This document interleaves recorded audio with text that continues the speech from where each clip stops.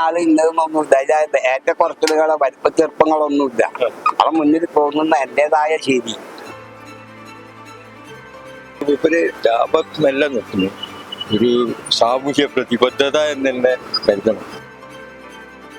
അന്ന് 1 രൂപ കൊടുത്ത് അവർക്ക് മണ്ണെണ്ണ കിട്ടും. ഇന്ന് 150 ഉപ്പ് കൊടുക്കണം ഒരു ലിറ്ററിന്. ഒരുപാട് വർഷമായി ഞാനത് അക്കാലം മുതലേ ഞാൻ അദ്ദേഹത്തിനെ അറിയുന്നുണ്ട്.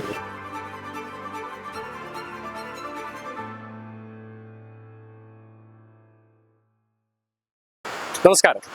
10 രൂപയ്ക്ക് എന്ത് കിട്ടാനാണ് എന്ന് ചിന്തിക്കുന്നവരുണ്ടോ? കോഴിക്കോട് പാളയത്തിലുള്ള കുട്ടേട്ടൻ്റെ ചായക്കടയിലേക്ക് വന്നു കഴിഞ്ഞാൽ 10 രൂപയ്ക്ക് ഒരു നല്ല കട്ടനും ഒരു കടിയും കിട്ടും. വർഷങ്ങളായി കുട്ടേട്ടൻ ഈ പാളയത്ത് മാരിയംകൊമ്മൻ കോവിലിന് സമീപത്ത് ചായക്കട നടത്തിക്കൊണ്ടിരിക്കുകയാണ്. മുൻപ് 1 രൂപയായിരുന്നു. എന്നാൽ ഏതാനും നാളുകൾക്ക് മുമ്പാണ് ചായക്കും കടിക്കും അല്ല 5 രൂപയാക്കിയിട്ടുള്ളത്. വ്യത്യസ്തമായ ഒരു ആശയവും അതുപോലെ തന്നെ വ്യത്യസ്തനായ ഒരു മനുഷ്യനുമാണ് അദ്ദേഹം. അദ്ദേഹത്തിന്റെ വിശേഷങ്ങളാണ് ഇന്ന് മറുനാട് പ്രേക്ഷകരിലേക്ക് എത്തിക്കുന്നത്.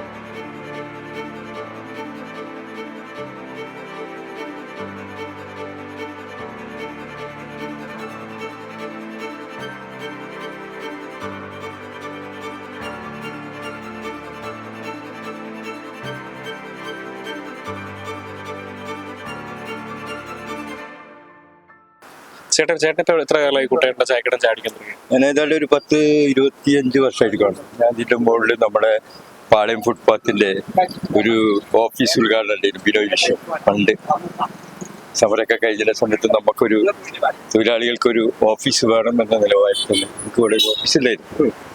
ആ കാലം മുതലേ ഇവിടുന്ന് ചായ കുടിച്ചില്ല. ബോയ് സെറ്റാണ്. പിന്നെ 1 ഉറുപ്പിയറ്റായി. ഇപ്പോൾ 5 രൂപയാണ് ചായ. 5 രൂപ. ചായക്ക് 5 രൂപയാണ്. ചായയും കടിയും കൂടി വാങ്ങുമ്പോഴും 10 രൂപ. കടിക്ക് 5 രൂപ. ഇപ്പോ ആദ്യം 5 രൂപയും 2 രൂപ കൂടി. 2 രൂപ. ഇപ്പൊ 10 രൂപ. 10 രൂപ. എത്ര കാലമായി തുടങ്ങി? ഒരുപാട് വർഷമായി. ഞാനത് അക്കാലം മുതലേ ഞാൻ അദ്ദേഹത്തിനെ അറിയുന്നുണ്ട്. 20-22-25 കൊല്ലായി. ഈ നാട്ടുകാരൻ ചേട്ടന്റെ അഭിപ്രായം നൽകണമെങ്കിൽ ഒരു എന്താ പറയാ, ഒരു സാധാരണക്കാരന്റെ മനസ്സറിഞ്ഞിട്ടുള്ള ഒരു എന്താ പറയാ, ഇങ്ങനെയുണ്ട്. ചായ കുടിക്കാൻ വഴിയില്ലാത്ത ആളുകളൊക്കെ ഇവിടെ ഇപ്പോൾ ടൗണാണ്. ഒരുപാട് ആളുകൾ അപ്പുറത്തുനിന്നും ഇപ്പുറത്തുനിന്നൊക്കെ ഇങ്ങനെ രാജ്യം വിട്ടു വരുന്നു. ചായ കുടിക്കാൻ കഴിയാത്ത അവസ്ഥകളൊക്കെ ഉണ്ടാവും പണ്ട്. അവസ്ഥ നോക്കിയിട്ട് ഒരു ലാഭമല്ല നോക്കുന്നു, ഒരു സാമൂഹ്യ പ്രതിബദ്ധത എന്ന് തന്നെ കരുതണം. ആ ജീവിതം ഇപ്പോ എത്ര വയസ്സായി കറക്റ്റ് അറിയില്ല. ഈ വയസ്സ് കാലയളവിൽ മുഴുവനും ഇത് തന്നെ ഇതൊന്നും ഇല്ലാതെ. കാരണം നമ്മളിങ്ങനെ എന്തൊക്കെയും വിമർശിക്കുന്ന ഒരു കൂടുതലായി അനുഭവത്തിൽ നിങ്ങൾക്ക് ഇന്ന ആള് ഇന്നതൊന്നുമില്ല. അതിൽ ഏറ്റക്കുറച്ചിലുകളോ വലിപ്പ ചെറുപ്പങ്ങളൊന്നുമില്ല. അവൻ മുന്നിൽ പോകുന്ന എന്റേതായ ശരി, എന്റെ ചിന്തയ്ക്കും ഇതിനും തോന്നുന്നതായ രീതിയിലുള്ള ഗുണം ശരിയും തെറ്റും. അത് എനിക്ക് മറ്റുള്ളവർക്ക് തെറ്റാവാം. ശരിയാണ്. നമ്മളെ സംബന്ധിച്ചിടത്തോളം അതിന് ശരി ഞാൻ കാണുന്നത് ശരിയും തെറ്റുണ്ട്. അതപ്പോ തെറ്റാണ് ആ ആളെ ആ ഭാഗത്തുണ്ടായെങ്കിൽ ആ തെറ്റിനെ നമ്മളെന്താക്കും, വിമർശിക്കും. അത് തെറ്റാണെന്നുള്ളത് തന്നെയാണ്. അങ്ങനെയാണോ ഇതിലേക്ക് എത്തിപ്പെടുന്നത്? അപ്പൊ അതുപോലെ അങ്ങനെ ഏത് കാര്യത്തിലും ഇപ്പോഴല്ല പണ്ടേ എന്ത് ചെയ്യും, വിമർശിച്ചു പറയും. ഇങ്ങനെ സംഗതി ഉണ്ടെങ്കിൽ വിമർശിച്ചു. പിന്നെ ഞാൻ ചെയ്യുന്ന കാര്യത്തിന് എന്തെങ്കിലും ഒരു ഇതുണ്ടാവണ്ടേ. ഇവിടെ പറഞ്ഞ പോലെ ഓരോ കാര്യങ്ങളിലും ചിന്തിച്ച് അങ്ങനെയാ ചെയ്യുക. ഓരോ കാര്യങ്ങൾ ഇതെന്നല്ല, എന്ത് കാര്യങ്ങളിലും ഒരാളോട് സംസാരിക്കുന്ന കാര്യമായാലും വേറെ കൊടുക്കുന്ന വാങ്ങുന്ന പല ജീവിതത്തിൽ ഒരുപാട് കാര്യങ്ങളുണ്ട്. അപ്പൊ അതിലൊക്കെ എന്ത് ചെയ്യും, ഈ പറഞ്ഞ സംഭവത്തിന് പ്രാധാന്യം കൊടുക്കുന്ന ഇപ്പൊ നേരത്തെ പറഞ്ഞത്.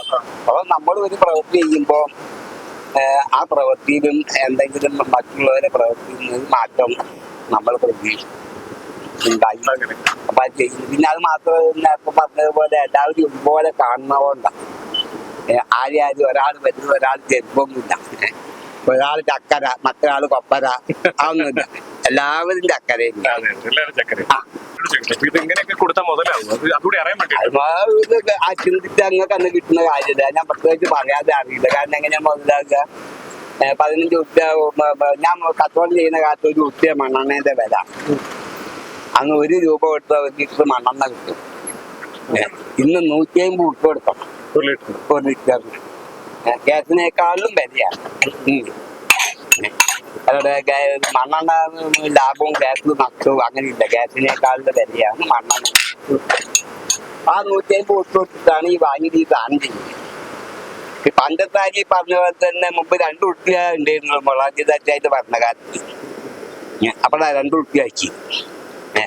അപ്പൊ ആ അത്രയും വില ഉണ്ടതാണ് ഇപ്പൊ എത്രയാ കൊടുക്കണ്ടെന്ന് അറിയാം. ചായപ്പൊടി എത്രയാ 250, 300, 350 ഒക്കെയാ ചായപ്പൊടി. ഇതൊന്നും എനിക്ക് സൗജന്യമായിട്ട് ആരും തരുന്നൊന്നുമില്ല. പഞ്ചസാര വേണം. എന്നിട്ട് ചെയ്യുന്നുണ്ടല്ലേ? സൗജന്യം ആരെങ്കിലും ഒരാൾ തന്നു അല്ലെങ്കിൽ അത് ഇങ്ങനെ കൊടുത്തു തന്നു പിന്നെ